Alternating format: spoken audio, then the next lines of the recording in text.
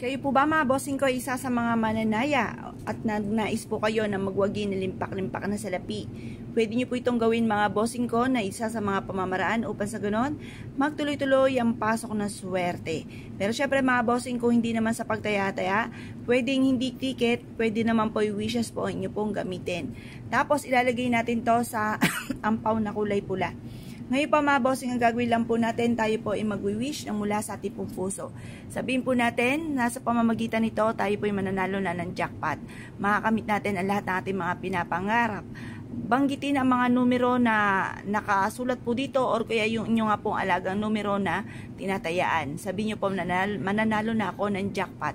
Ngayon po mga bossing, kung hindi naman pagtaya-taya, i-wish po dito, kumuha kayo ng isang malinis na papel. Pero sabi nga po ay mas maganda mga bossing ko ang kulay brown na papel. Kasi ang brown ay sumisimbolo ng pera. Diba sabi nila, pag may dumapo sa inyo na brown na paru-paro, sinyales na may magandang kapalaran na naghihintay or may pera kang darating. May tumalon sa inyo na brown na paru-paro, sinyales din po na may maganda kang kapalaran na naghihintay. Maganda ang kulay brown mga bossing. Kaya mas mainam, dyan kayo magsulat ng wishes. Kung ano yung nais po ninyo. At pagkatapos, ay sunugin po natin ito mga bossing ko, itong ating dahon ng laurel. Tapos yung pinakaabo po nito ay ilagay nyo po dito sa ating ampaw. At tapos ilagay nyo po yung ating pong ampaw sa may altar. Ngayon po mga bossing, gawin nyo po ito ng mga 6:30 or kaya po alas 7. Matatapos sa paggawa natin ng mga pampaswerte hanggang alas 8 lamang po ng umaga. Mag-wish po kayo na mula sa inyong pong puso at makakamit nyo ang lahat ng mga pinapangarap po ninyo. Mapapasin ninyo na lagi ka iniaadya, kung saan lagi kisuswertihin, mapapasin ninyo na puro swerte ang dumarating mga bossing.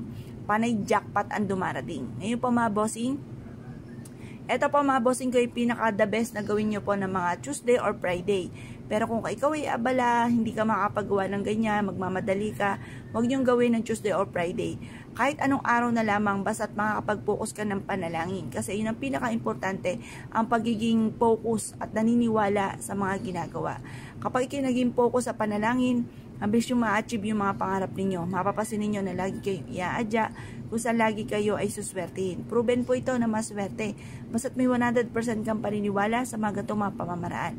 Gawin nyo po ito mga bossing ko nang walang gamit na sana, direct to the point. At mapapasin ninyo na kayo po mga bossing ko, kung naman yung hinihiling ninyo, mabilis nyo itong ma-achieve. Kasi ako din dati, lumilipad yung isipan ko habang ako ay nagwi-wish. Hindi nagkakatotoo ang aking mga kahilingan. Ngayon po, ang ginawa ko, basta ko ano yung wini-wish ko na nagmumula sa puso yung nais ko, siyang binubukan na aking bibig at yun din po ang nasa isipan ko mga bossing.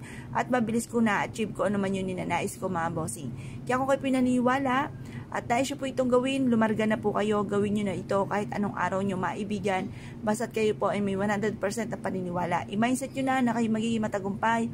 I-mindset nyo na lahat ng mga pangarap nyo yung matutupad. Pero syempre mga bossing, lagi nyo po tatandaan ang ating mga pampaswerte ay sangkap lamang para tayo maging matagumpay sa buhay. Ang numero 1 po niyan ay sipag at syaga, double time sa pagkayod. Kaya ako pinaniwala mga bossing, asya, good luck po sa inyo po lahat.